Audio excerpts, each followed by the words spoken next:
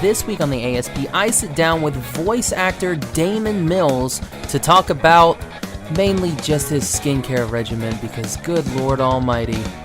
Oh, and his voice acting. He's a voice actor. Welcome to the Animation Station podcast for our anime interview series. My name is Josh, and today I'm joined by voice actor Damon Mills. How's it going, Damon? Good, man. How are you doing? Pretty good. So, first off, the main reason I wanted you on this show, really not anything to do about your voice acting. What is your skincare regimen? Because, bro, it's ridiculous. Basic stuff. Just washing your face regularly, trying to, cover up a little bit when it's not a good day, just got to keep on fleek, Nice. All right. Stay on fleek, right? I think they do. I don't know. That may be a 2017 thing. I'm dating myself already. But no, Damon, so you're a voice actor. Yes. So exactly how did that happen for you? So what made you decide that you wanted to be a voice actor? That is story. Okay, everybody, it's story time with Uncle Damon. So, my kids. I started doing voiceover stuff or wanting to kind of do it when I was about 16, I think. Okay. I was in high school, and I'm an anime video game fan too. Like I like all this kind of stuff, and Full Metal Alchemist, Dragon Ball, Pokemon, all this whatnot. So I was watching some stuff, and I was like, that would be really fun to try sometime. And at the time, I was kind of like more introverted and shy, like not really outgoing and not an actor or anything. I'd never done like stage or any kind of acting ever. Mm-hmm. So I started trying to like just mess around with voices for fun. I wasn't like setting out at first to be a voice actor at all. I just was like, oh, this is a fun little hobby. And if I'm just like, recording some weird voices and my mom comes and asks like, what are you doing? Be like, nothing. Sorry about it. So embarrassed at the time too. I don't know why. I was like, this is the weirdest thing and nobody's going to understand. I did that too. Like when I was young, I pretty much just watched BBC America. So like my English was what I fell back on, and I would do impressions of just, different countries and stuff like that, just different accents. And my friends really loved it. So I would do it with my friends, but then like nobody else, if they would introduce me to somebody else, I'd be like, oh, he's really good at this. I'd be like, no, I can't do that. Sorry. Yeah. It's like a lot of like impressions and stuff kind of like shape the voice and everything. Like when I started, eventually I was getting more curious, and by recommendation from people I had just been like doing this hobby with, they're like, hey man, maybe you should like try to look into doing this like, like on a professional level and try to see what you can do to do that. And I was like, okay, maybe I can try. I mean, I don't know, it probably won't happen or whatever. And so I started like researching how to become a voice actor and like what tools and skills I needed to do that, and where I needed to live and everything. I talked to like some industry people to get their input. Mm-hmm. Not like, like how do you become a voice actor, but like what specifically do I need to do? So it was like take classes, keep practicing, learn how to cold read. Cold read meaning like for us voice actors, we when we get in the booth, we're given a script, and right then and there we read it. We don't have any preparatory time at all. Yeah. So that's a big skill to have. And get a demo reel made. A demo reel being a short, typically 60-second clip of a handful of voices and emotions and scenes and whatnot, displaying your versatility and your acting ability to clients. Mm-hmm. So I did all that. Kept at that for a little while. I think I started booking like small indie projects like in like 2012. Just like little like, point and click adventure games or like a little visual novel here and there. And I was like, oh, this is the coolest thing ever. This is great. And at the time I lived in Hawaii, which is weird. I lived there for a few years because my family moved there and everything. So I couldn't really feasibly do anything there for voice acting. Yeah. Um, so I moved there to the Northeast when I was 21. And I started working in New York through recommendations from one of my friends. I started working with Media Blasters. I don't know if you've heard of them. Yeah. Yeah. So I worked with them for a little bit on an anime. My first anime I did in 2015, an anime called Holy Knight. I played the protagonist Shinta Mizumura. And then I did some work on Pokemon when I was working in New York, which is really cool. That was like my first big thing where I was like, oh, Pokemon, I love Pokemon. This is great. And then I moved to Texas, like almost 2 years ago now. It's been like that's just like my general like feel of like where I went with my journey. So really, what made you choose Texas over like LA? LA is expensive as all hell. So I was not ready for that, and I also had more people here that I knew, like from meeting like through voiceover stuff, or like meeting them at conventions and everything, or I just had friends who were also moving here.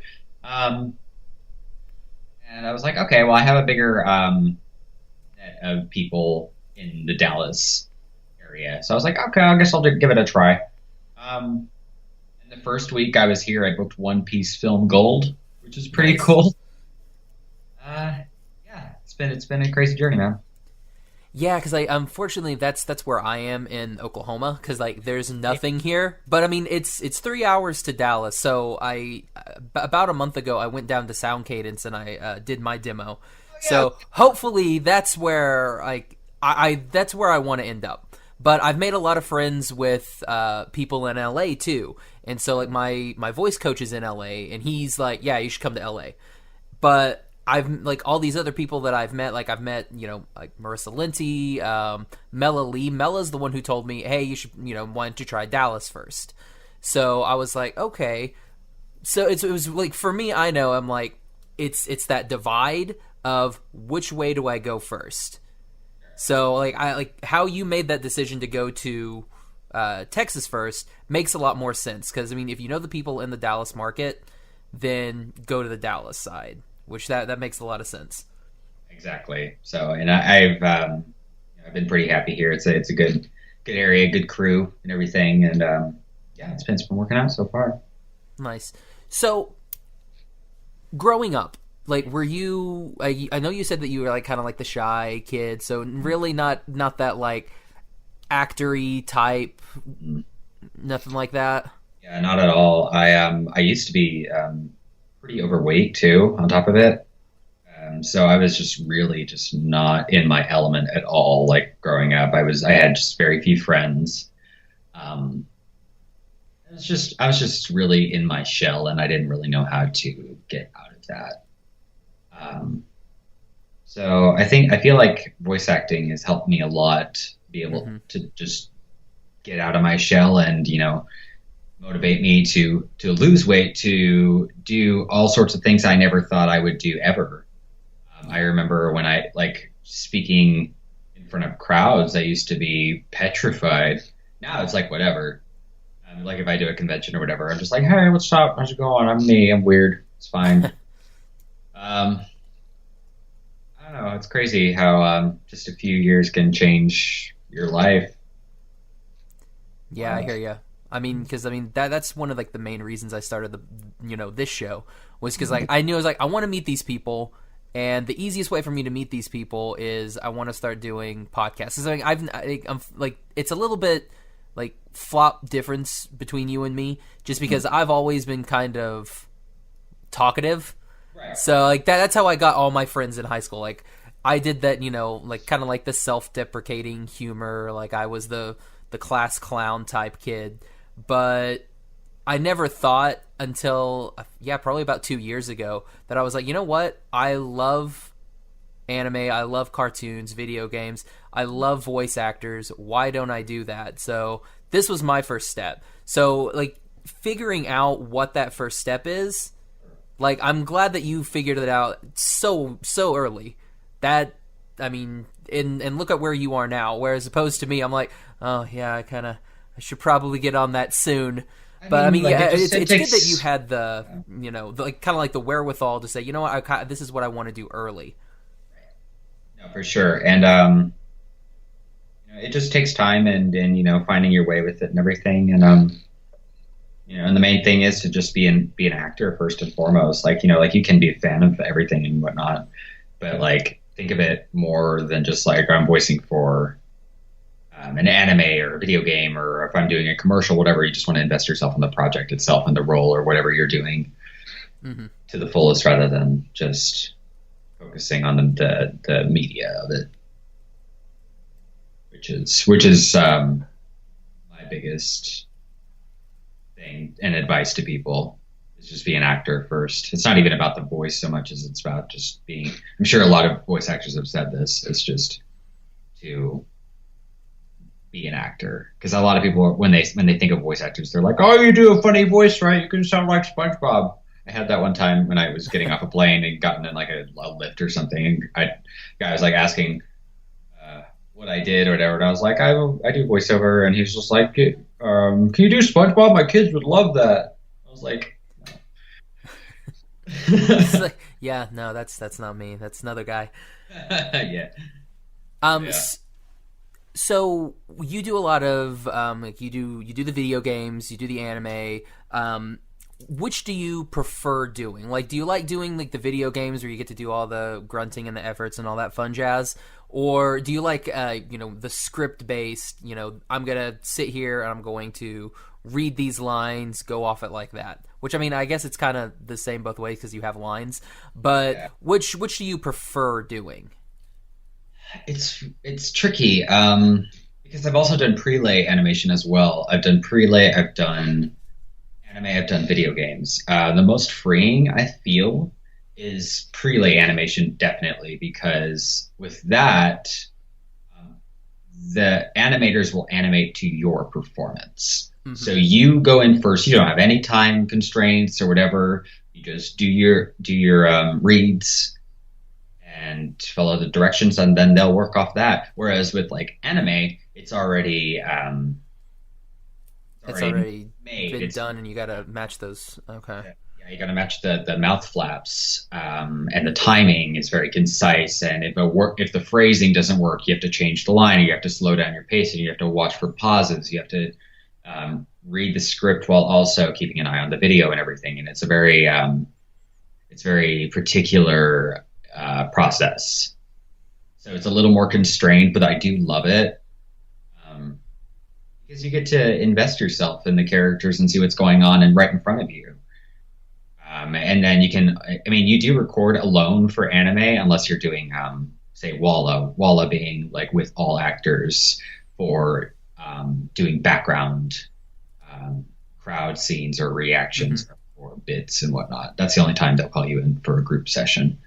But singularly, you're recording for most of this, and sometimes you'll hear people laid down, and sometimes you'll be the first one in there.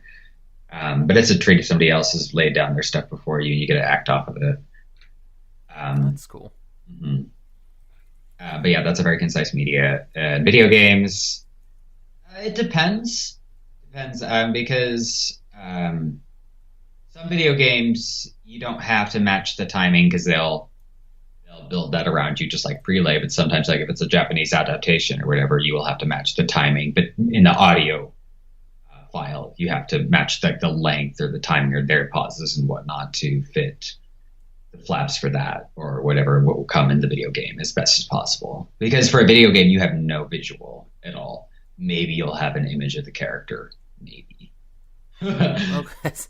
So very kind of like rare if you'll have anything like that. Yeah, and that's pretty common for like having nobody to work off of, like in the booth except for your director and the script, and then just like no reference or anything.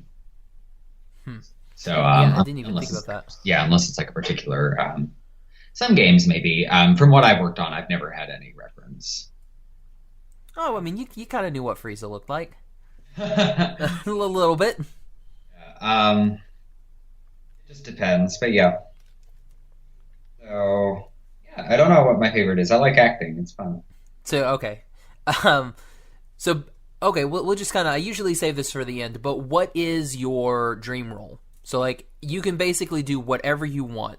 You can do a reboot of something, you can star in something that's brand new. What is it that you want to do?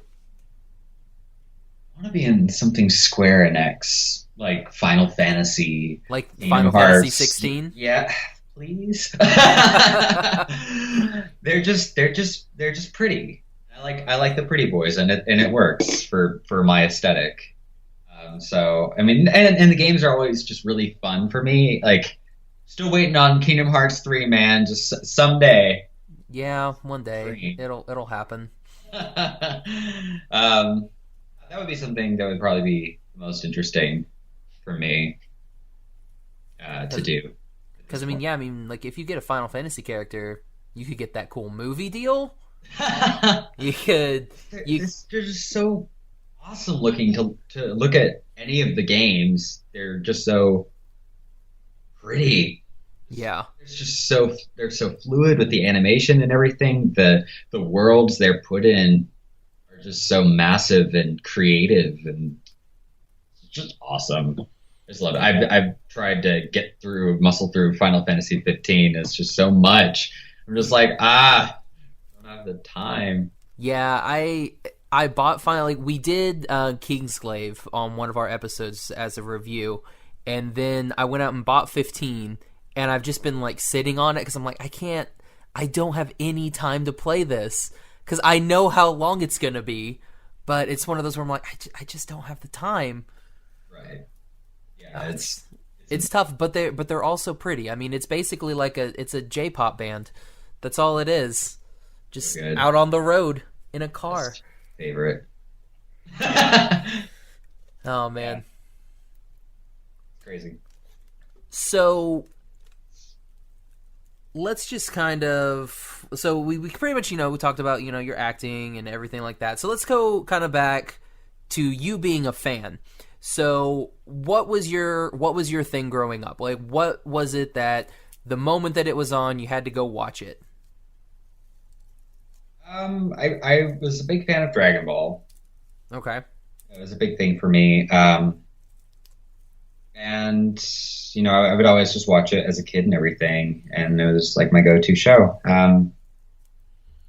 Yeah, it's been a really cool opportunity to be a part of it and everything. And the guys at Okratron 5000, the studio where they record at, really cool. Recording Monaka on Super was really a lot of fun. He's a little weirdo. He's just so like goofy. It's great, and he's just like because like when they first are introduced to Monaka, he's like shown off to be like some extremely powerful guy, so, apparently according to Beerus, but it's just not. He's just like just so pathetic. It's great. I just love like his whining. It's just like when we were recording, it was kind of like it was a little challenging to figure out like how exactly he should whine because you don't want it to just be like a constant whine. It's like you gotta get some like sniffles in there. You just gotta make it sound really sad, you know. So how do you prepare for a role like that? Do you like to go in and try and watch some of the, like if it is an anime, do you try and watch the original to kind of get like a basis of what it's going to be, or do you let like your director tell you like, hey, this is what we're wanting for this character, and go from there? Mix of both. I'll go in for my first session or something for a show. Let's say like this past season, Hakata Tonkotsu Ramens. I go in for the show and we set the voice and everything in the first episode with voicing Lin Chungming, who I'm voicing this season. And, we figure it out then, but I also like to watch ahead and kind of understand what's coming and Hmm. learn the world that I'm acting in, if I had the chance to, and kind of see where the show is going a little bit to prepare myself for what's coming up. And that's the case for most of it. Yeah, like for anything that I do, I try to watch ahead for the simuldub season if I can. It's weird this season. For I just talked about Tokyo Ghoul Re. I'm Yeah. voicing Shirazu in that, and that one's a little hard because we're doing same day dub, so I can't watch ahead because we're dubbing it as it comes in. So I'm finding out in the booth of what's happening, um, which is cool in a way because it's not. It's usually not like that for me unless it's like a show I'm not really a part of, and then I get brought in at a later time. Okay. But like if I'm like one of the main ensemble of the show, I usually try to keep up. So do you go back and watch the series after it's aired? Yeah, I like to see how it all comes together and see how my other castmates are sounding and everything, and hear their awesome performances. And everybody's just so talented and awesome. And I love seeing the finished product come together. It's really cool. Nice. So what is a normal day for you like? So you wake up, like to me I imagine, you wake up an hour with the face and then, another hour with the hair. I only take an hour to get ready. Thanks. One, not two. Two, that's a little much. Um, yeah, I mean, like it depends on the day. Some days, I'll have like some auditions I'll have to get done or whatever, and some days I'll have 3-4 hour session or whatever that comes in. I have to do other things around it. I've been also doing ADR prep for Funimation as well for their time Okay. codes, time coding for the scripts before the adapter gets it, and that is my job is to put the time codes in for when lines and reactions start, build the character list, place in reactions for the characters and everything. Um, It sounds very involved. it's a very involved, tedious sort of job, but I like it. Do that and record and I don't know, do things. Just be busy. Be busy. Yeah, that's my norm. Get some coffee in me. Like coffee a lot. So, what do you do with a normal audition? So, like, what is that process like for you? So, you get your script, you read it up, and then do you do a lot of takes with it? Do you try and find that voice? How does that usually go? So when I'm given an audition, usually the context of the character will be present in the audition sides. What the client is looking for with the voice type, any references that they might include for a voice to where the voice should be going. Perhaps like images of the character if you're lucky. Most of the time, not. Where they sit with their age or any background, just any of that. And I try to prep where I want the voice to sit, figure out if they have an accent or not, figure out if I can do the accent or not. Typically, if I can't pull something off, then I will pass on it only because I don't want to submit something that doesn't fit the character. And I feel that somebody else could do better. And that's like in the only absolute sense where like, this is not good for this part. But so if I figure out I can fit the character and I figure out where the voice is sitting, I will typically do a 3-pass of the voice, do 3 takes, figure out what my best reads were and submit that. If I come up with another voice idea, I will submit a second take on the file and pop it in, and then forget about it because I don't like to like submit an audition and like dwell on it. Dwell on it, yeah. That's like the worst thing you can do because you get so many, and if you like submit every audition and just like think like I hope I get this, I hope I get this, I hope I get this, and just like think about it, like to get to death, it's like you're gonna drive yourself crazy. So I usually just am like, okay, that's done. I'm gonna go do something else now. Gonna go play that Final Fantasy. Right. Um, so yeah, that's pretty normal process, I think. I'm not sure what everybody else does, but that's usually what I do. Okay, I mean, yeah, that's kind of what I was, thinking how that would go. Because, I mean, just, talking with all the other, actors and everything, everybody has their own type of, method to get, in that zone. But it all pretty much winds down to the same thing. Mm-hmm. It's one of those, like, you do it, you find what you're going to do, you submit it, and then you just don't think about it. That's like what everybody said, like, you just do it, and then it's like, because you're going to be doing like 17 more of them that day. It's like in the void. Like it's gone. Goodbye. Next. Yeah, so that's like the main thing. And if it's something like I'm really, really passionate about, I'll take more time on it to really try to set the voice, solidify it as best as I can. I always give my best, but like if I feel like I can, like if I really feel like something is right for my voice type, I will take the extra time to make sure it's the right reads and everything. Gotcha. Now, do you do a lot of voice matching? Here and there, it just depends. Depends on what comes up and whatnot. Yeah. Just one of those, well, if they send it to me, I'll try. Basically, yeah, that's typically how it goes. So, are you watching anything like right now? I mean, it doesn't have to be animated. Like if you're watching Santa Clarita Die, that's fine.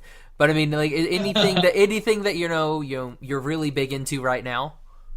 I just started on the new season of a series of Unfortunate Events. Nice. I watched the first season last year and it was really, really good. I loved the books when I was growing up. They're really good.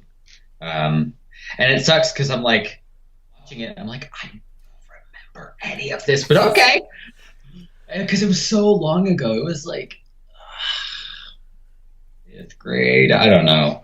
Yeah, like I only did 3 books, and so like I'm like halfway through season 1, I was like, oh well, my knowledge is gone. Yeah, so like it's all new. It's like if the adaptation is poor, you're like, I don't know. Like, it works fine. Yeah. Mm-hmm. So doing series Unfortunate Events. Anything else? Like, are you? Is there a fandom that you're like really big into? I mean, like I'm just kind of like watching, like whatever's on Netflix when I get the chance. I know I watched the new season of Jessica Jones. I really like that. Okay. Let's see, what else have I watched lately? I don't know. I'm sorry. Oh, it's fine. It's fine. It's a weird question too. It's like I came on to talk about voice acting, and then he was asking me what I binge on Netflix. It's really bizarre. I usually just fall asleep like an old man. I'm just like, oh, and then I forget where I am in the episode. I have to go back and rewatch the episode, and I'm like, well, damn it. So I noticed on here that you've done some work with Rooster Teeth. Yes. Do you enjoy working with them? Yeah. Rooster Teeth was. I don't know why I asked like you were going to say no. Like, nah, I hate them. Forget those guys. They were really fun. And that they were the first ones I worked for doing prelay animation for RWBY. And that was really cool. Prelay, meaning they animated to the performance and everything. And I got to set the character and everything with them. And then they created Lionheart, which was super cool because I had no idea what he looked like when I went in to record for it until the episode came out. And then I went in for later sessions. It was super fun. And their process is really cool because I'm not working off other actors in the booth for that one, but the directors are reading off of the script for me, so I'm just kind of acting off of them. It's a different process than like working for an anime or anything. But I like that sort of thing, and I know like a lot of LA prelay stuff is like a table read kind of group session, and I'd really like a chance to do that. That'd be really cool. We need to get you to LA to do that. Right. So when you record for somebody like Rooster Teeth, so something that's not like a straight Funimation, Like, how did they do that? Did you go down to Austin for that, or did you do that at Sound Cadence? Did that at Sound Cadence, yeah. Okay. They got on a Skype call like this, and then they directed me via Skype. That happens quite a bit for other projects. Like say like when I've recorded Smite or anything, Mm-hmm. the clients for high res are usually on the line on Skype, listening in and making sure the voice is what they're wanting to hear. So yeah, that's pretty common to have. Okay, yeah, because I was wondering how that process worked. Like, if you're doing something for, someone that's based out in L.A. and you're in Dallas, Yeah, like and how that goes. well, I did that for Gundam Seed for NYB Post. I did a Source Connect session here rather than flying out there. So they were having me connect locally, and they would be able to see and hear everything I'm doing, but be able to work out of LA, and I could work here without all the travel. And it's usually not. It's you do it more often. I think it's a more expensive process, so they don't do it for everybody always. It's usually like a conditional thing. I know Funimation does that for some people as well. They've done that for like Attack on Titan and whatnot. Yeah. So it just kind of depends on the situation. So kind of talking about Gundam Seed, was that a little bit? So did you watch it when it first aired? Not at all. Okay, so okay, well, I guess not watching it because they had previously had a dub. Yes. So have you seen any of that after the fact, like before you started getting into it? No, I have avoided it altogether. Okay. Not because their dub is bad, or not because it's not the definitive dub or anything. I didn't want it to shape my performance as Gotcha. ESAC, because I felt like what I presented to them was what they were looking for, and I didn't want to let the previous performance like get in the way of what I had come up with.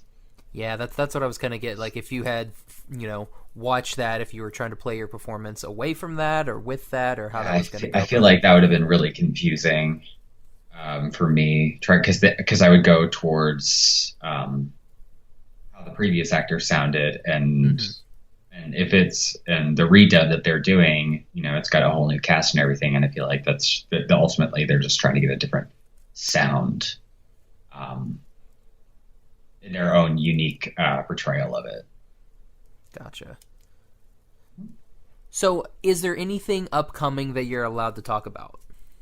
Well, like I just announced Tokyo Ghoul-Re, like I said earlier. So that's airing Tuesday. Did you announce that this week? I did, yeah. Okay. Because the first episode just came out Tuesday, I think Tuesday.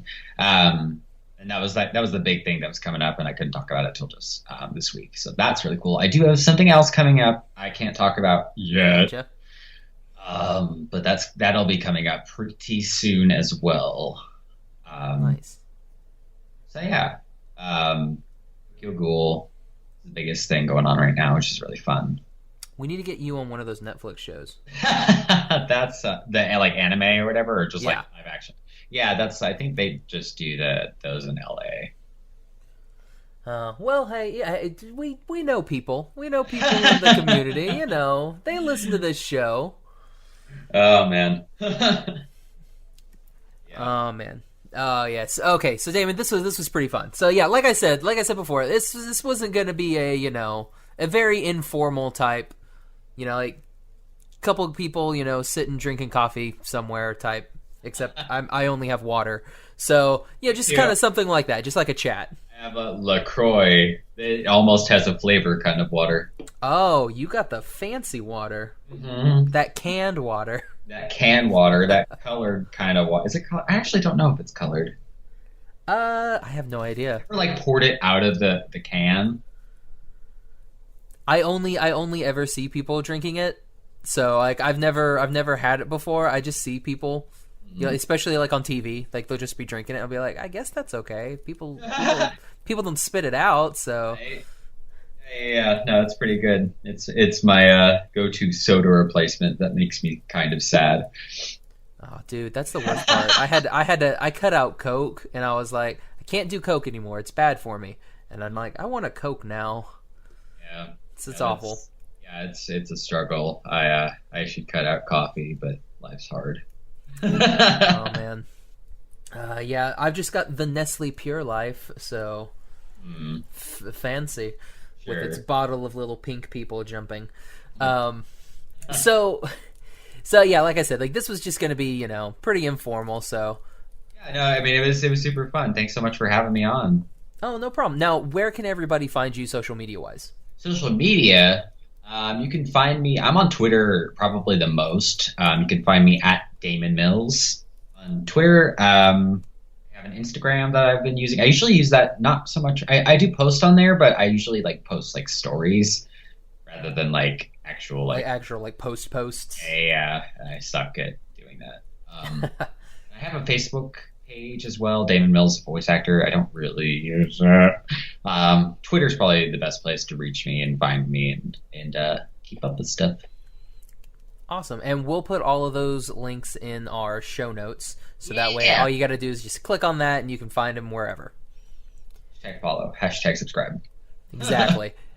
And speaking of following and subscribing, you can follow me on Twitter and Instagram at Josh L. Kane, the podcast on Instagram at Animation Station Podcast, on Facebook and Tumblr and all the other things at Animation Station Podcast, and on Twitter at Animate Podcast. You can also find all of our websites, all of our episodes on our website, animationstationpodcast.com. So Damon, yeah, like I said, man, this was super fun. Thanks so much, man. It was awesome. All right. All right, so for the Animation Station Podcast, I'm Josh. I'm David. That was perfect. There was no pause there. I'm glad you did that.